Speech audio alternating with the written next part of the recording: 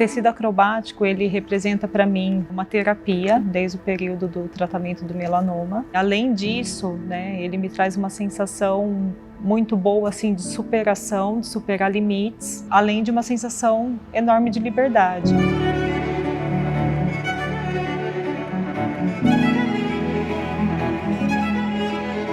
Realmente, as pessoas mais próximas veem a importância, né, de você se prevenir para um câncer de pele. Então, todo mundo começa a ver, principalmente eu, né, que nunca tomei cuidado, percebi que não é bobagem.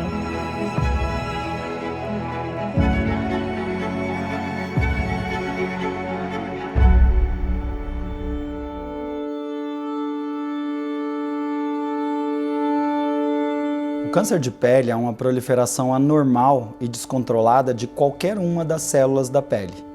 Para ficar fácil de entender, a gente divide esses tumores em alguns grupos. O primeiro grupo são os carcinomas. Temos o carcinoma basocelular, que representa 70% dos casos, e o carcinoma espinocelular, que corresponde a 20% dos casos. Depois, nós temos o melanoma, que é o tumor originário das células que produzem a melanina, que dá cor para a nossa pele. Esse chega a variar de 5 a 10% dos casos. Existem também os tumores raros. Entre eles nós temos o carcinoma de célula de Merkel, o dermatofibrosarcoma e os linfomas cutâneos. Eu tive o câncer basocelular no nariz. Eu faço diariamente maquiagem e aí quando eu fazia minha maquiagem, que tem uma certa cobertura de cor, porque eu gosto, né, de ficar queimada, eu percebia que uma parte do nariz tinha uma saliência, vamos dizer assim, e ela não cobria, ficava um pouco mais branca do que o resto do rosto. E aí foi quando eu percebi que tinha alguma coisa diferente. Eu sabia que tinha alguma coisa errada comigo, porque era uma pinta, né, de nascença, e ela estava se desenvolvendo de uma forma até bem rápida. Eu esperei um pouco para ir ao médico, e eu acabei indo ao médico, porque um cachorro, né, que hoje é um dos meus cachorros, né, que é o Ice, ele acabou arranhando essa pinta e eu tive que parar no PS porque ela sangrava muito. E a hora que eu cheguei no PS, a médica que me atendeu falou assim: olha, isso não é normal, provavelmente isso é um melanoma. 15 dias depois chegou o resultado e era um melanoma, já num grau até mais avançado. Meu chão, ele abriu, né? A cirurgia, ele me explicou muito bem como que seria, a ponto até de dizer, olha, Andréia, se tiver realmente a necessidade de fazer, a gente vai ter que fazer uma retirada um pouco maior. E é claro que na hora você fica assustada, né? Foi feita uma tomografia e eu fui encaminhada para um oncologista clínico em Campinas, que foi aonde eu fiz a ampliação da margem cirúrgica e linfonodo sentinela. Foram removidos 2 linfonodos axilares e, graças a Deus, não estavam com pontos de metástase. O principal tratamento para o câncer de pele é a cirurgia. Para os carcinomas, tanto basocelulares quanto espinocelulares, é muito importante que o tratamento cirúrgico seja efetivo desde a primeira abordagem, garantindo que o tumor tenha sido removido por completo. Hoje, nós temos várias técnicas para avaliar a área onde o tumor foi removido e garantindo assim um índice de cura bastante alto.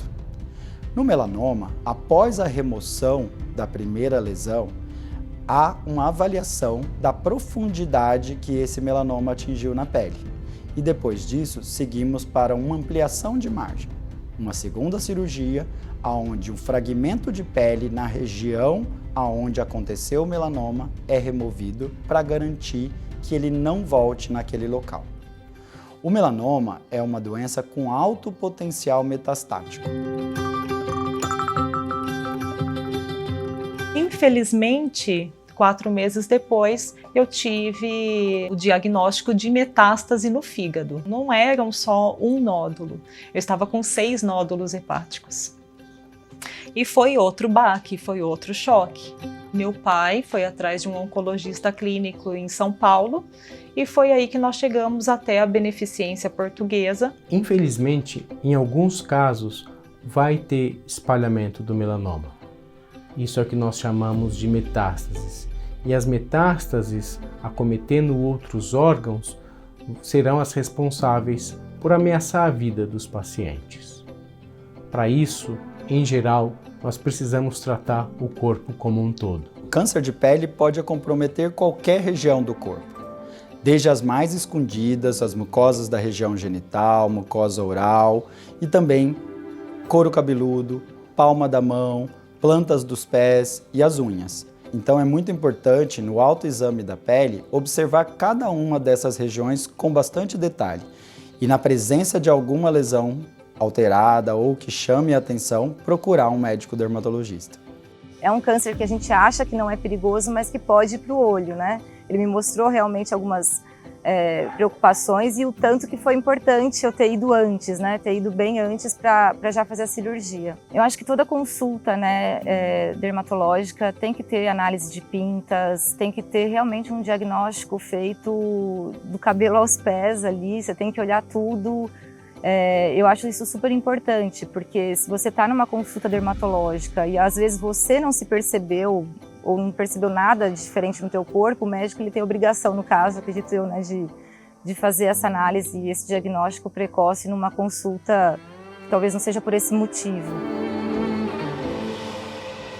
Um truque para identificar pintas de maior risco para o melanoma é o que nós chamamos do ABCDE.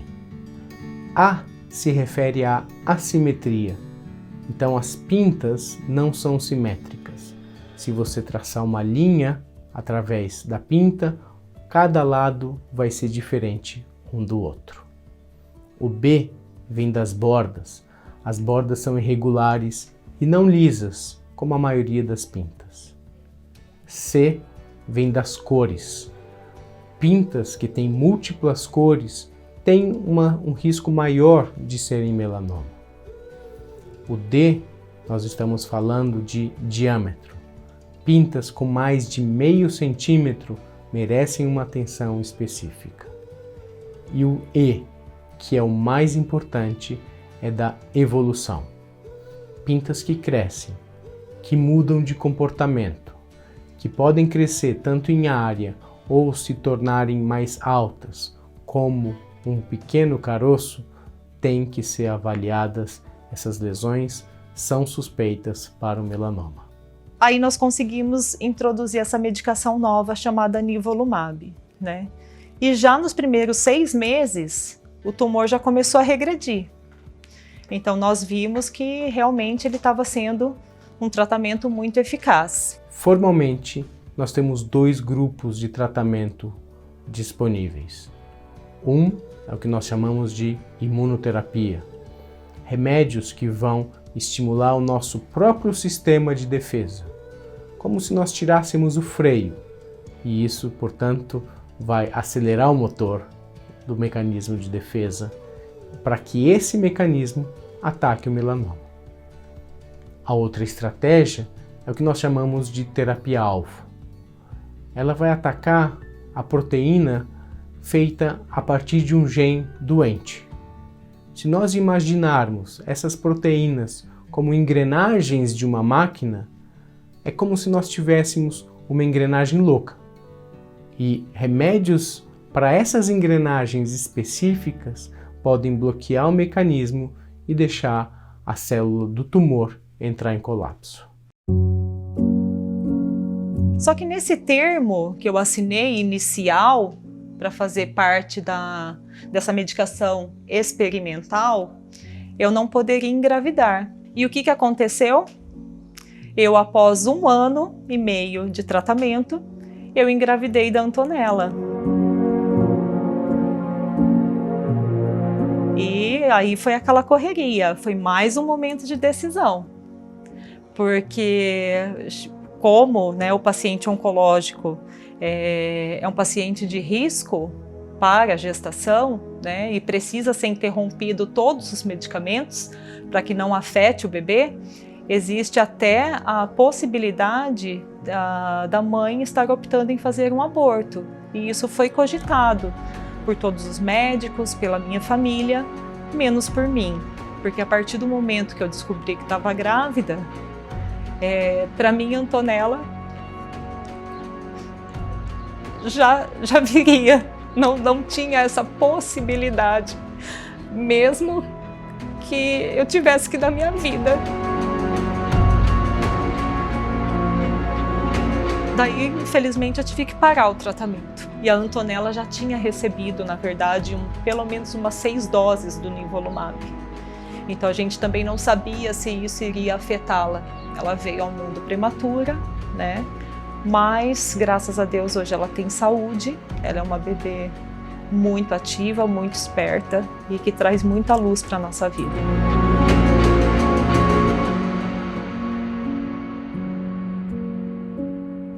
O principal fator de risco para desenvolver melanoma é a exposição aos raios ultravioleta que vem do sol. Quanto mais clara for a pele e maior a chance de você ter uma queimadura solar, maior o risco.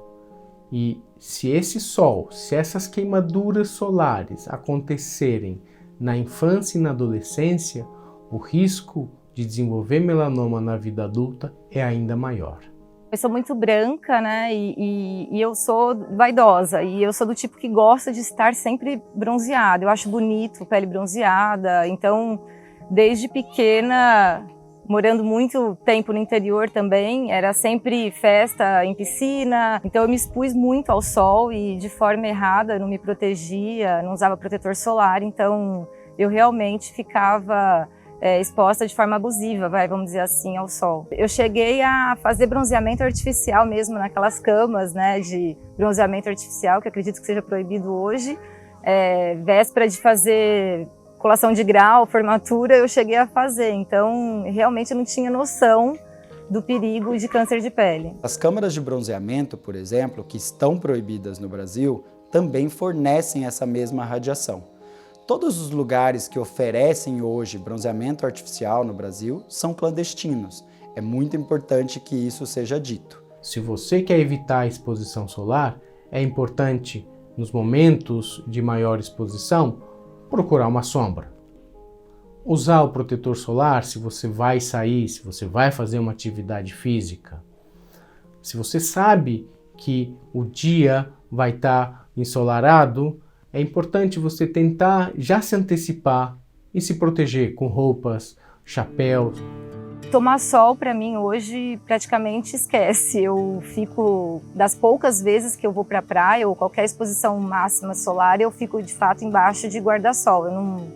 Eu tenho receio, eu já fiquei agora com medo mesmo de tomar. Então eu mudei totalmente minha vida por isso. Logo após o meu diagnóstico, eu não utilizava mais nem decotes, eu vivia sempre coberta, eu fiquei um pouco neurótica. Hoje eu já não sou mais tão neurótica assim, né? O que não quer dizer que eu não me cuide, porque o protetor solar está sempre na minha bolsa. Nós recomendamos que o protetor solar seja sempre fator de proteção 30 ou maior que 30. Para que a gente consiga a proteção descrita na embalagem, ou seja, que um protetor 30 seja realmente 30, você precisa aplicar uma quantidade grande sobre a sua pele. Existem algumas maneiras de fazer isso. Por exemplo, o fundo da mão poderia ser usado para aplicar em todo o rosto. Isso é uma quantidade muito grande. Na grande maioria das vezes, ninguém consegue utilizar essa quantidade. A melhor técnica é fazer uma dupla aplicação. Ou seja, você passa uma primeira camada de protetor e alguns minutos depois uma segunda camada. Isso faz com que você aproxime muito do fator de proteção esperado. Outra possibilidade é usar um fator de proteção muito alto. O uso de protetores solares acima de 70 ou, por exemplo, 99, eles podem nos ajudar a compensar o erro de aplicação de quantidades insuficientes.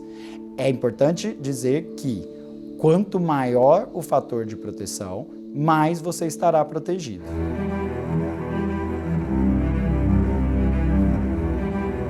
Eu terminei o parto da Antonella e fui encaminhada para fazer uma tomografia, e daí que veio a surpresa para todos, né?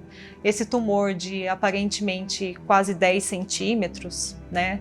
Ele reduziu e baixou para 3,6 centímetros. Mesmo sem tratamento.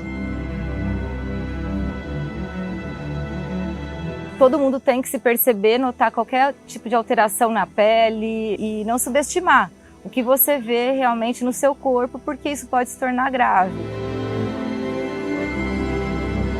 A mensagem que eu deixaria para quem está enfrentando um câncer, para não desistir. Você é capaz e você vai vencer.